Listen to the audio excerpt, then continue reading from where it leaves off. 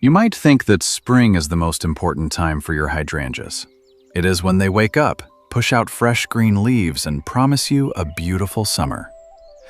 But the absolute truth is that right now, in the extreme heat of July, your hydrangea is quietly making the most critical decision of its entire life.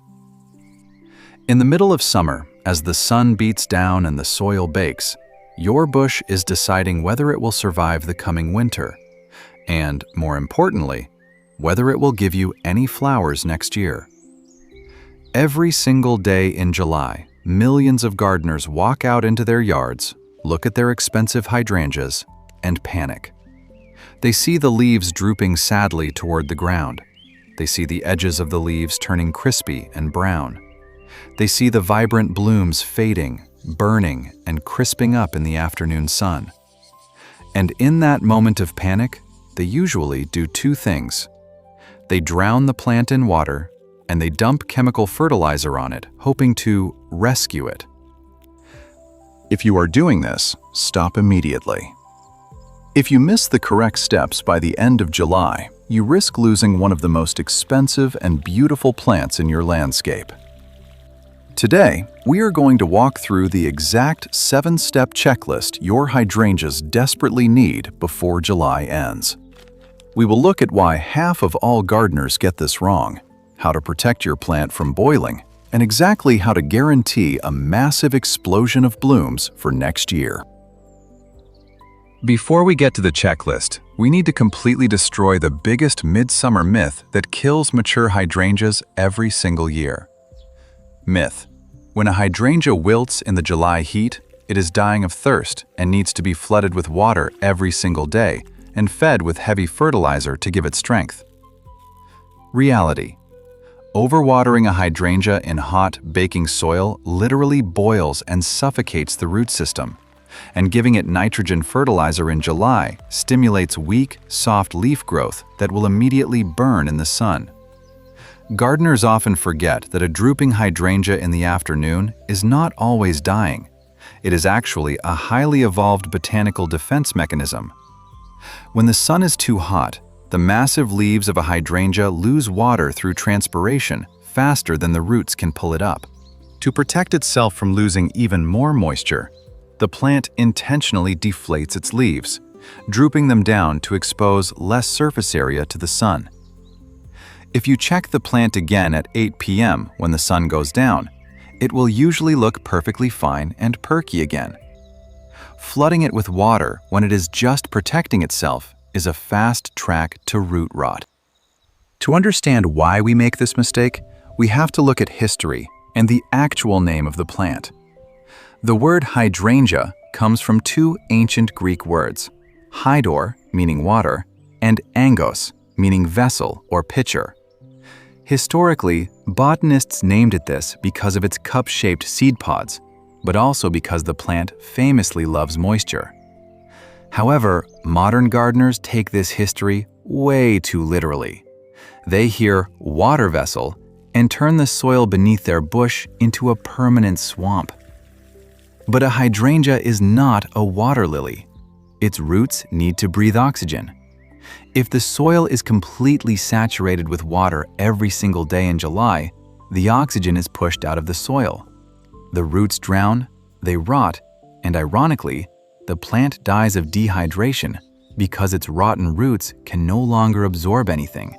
So if we are not supposed to drown them or panic feed them, what exactly do your hydrangeas need before the end of July? Here are the 7 critical steps to save your plant and your money. Your hydrangea does not want a little splash of water every day. That encourages shallow roots that burn quickly in the heat. It wants a deep, slow soak 2 or 3 times a week. You need to train the roots to grow deep down into the cool, protected earth. Before you water, use your finger. Dig down about 2 or 3 inches into the soil. If it is wet, walk away. Do not water it. If it is bone dry, give it a long, slow drink at the base of the plant. Never water the leaves from above in July, as this invites severe fungal diseases. If your hydrangea is sitting in bare dirt in July, it is suffering. Bare soil absorbs the sun's radiation and bakes the shallow roots. By the end of July, you must apply a thick 2 to 3 inch layer of organic mulch around the base of the plant. This acts as a protective blanket. It keeps the root zone significantly cooler, drastically reduces water evaporation, and slowly breaks down to feed the soil. Just make sure the mulch is not physically touching the woody stems, or it can cause rot. As July ends, the first flush of flowers will start to fade and turn brown. Many gardeners want to cut these ugly brown flowers off to keep the garden looking neat. But wait, you must know what kind of hydrangea you have. Macrophylla, big-leaf hydrangeas, bloom on old wood. That means right now, in July and August, they are already creating the microscopic, invisible flower buds on their stems for next summer. If you take your pruning shears and aggressively cut the stems back in July, you are literally cutting off next year's flowers. If you must remove a brown flower, snip only the flower head itself, leaving the stem completely intact. This is the rule 90% of beginners miss. By mid to late July, you must completely stop giving your hydrangeas nitrogen-heavy fertilizers. Nitrogen tells the plant to push out brand new, soft green leaves. In the peak of summer heat, this soft new growth will immediately scorch and burn. Worse, as we move toward autumn, new growth will not have time to harden off before the winter frosts arrive, leading to massive winter damage.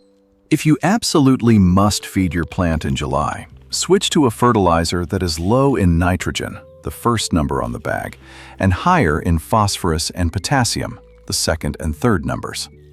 Potassium helps the plant deal with extreme heat and stress, while phosphorus encourages strong root development and supports the setting of next year's blooms.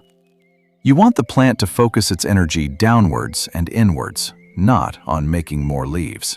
If you planted a new, young hydrangea this spring, its root system is not fully established yet. It cannot handle the brutal 3 p.m. July sun.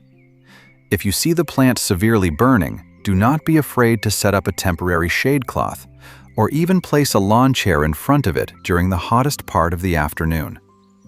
It may look silly for a few weeks, but protecting a $50 plant from baking to death is smart landscaping. July heat, combined with summer humidity, creates the perfect breeding ground for fungal infections. The most common is Cercospora leaf spot, little brown or purple spots that start at the bottom of the plant and move up. While it usually does not kill the plant, it looks terrible. Check your lower leaves now. If you see it, remove the infected leaves, throw them in the trash, not the compost, and ensure you are only watering the soil, never the foliage. Why does all of this matter so much? Because hydrangeas are not cheap annuals. They are expensive, permanent architectural shrubs. A mature, healthy hydrangea can cost $50, $80, or even over $100 at a garden center. When you lose a hydrangea to July heat because of overwatering or improper care, you are not just losing a flower. You are losing a massive financial investment. But when you follow these 7 steps, you are protecting your wallet. You are ensuring that you buy this plant exactly once. A well-protected hydrangea will return for decades, growing wider, producing dozens of massive flower heads, and eventually allowing you to take cuttings to grow entirely new plants for free. Let's settle this midsummer madness. Myth: summer care for hydrangeas is about pushing them to grow faster and bloom harder with tons of water and food. Truth: July care is about defense. It is about protecting the root system, keeping the soil cool, and giving the plant the peace and quiet it needs to securely build its buds for next year. If you have a hydrangea in your yard, do not look at it as a demanding diva that wants all your time and water. Look at it as a long-term investment that just needs a little strategic protection during the hardest month of the year. Smart gardening is not about doing more work or stressing out every time a leaf droops. It is about understanding how plants actually function, so your garden can start working with you. A beautiful landscape is not built by throwing endless water and fertilizer at a struggling plant. It begins with patience, observation, and giving the plant exactly what it needs, exactly when it needs it. Your hydrangea is a generous plant. Protect it now in its most difficult month, and it will reward you with unparalleled beauty for the rest of its life. I would love to hear from you. What kind of hydrangea is currently growing in your garden, and how is it handling the extreme heat this summer? Write your experience in the comments below. If this video saved your hydrangeas, please hit the subscribe button for more smart gardening secrets. I will see you in the garden.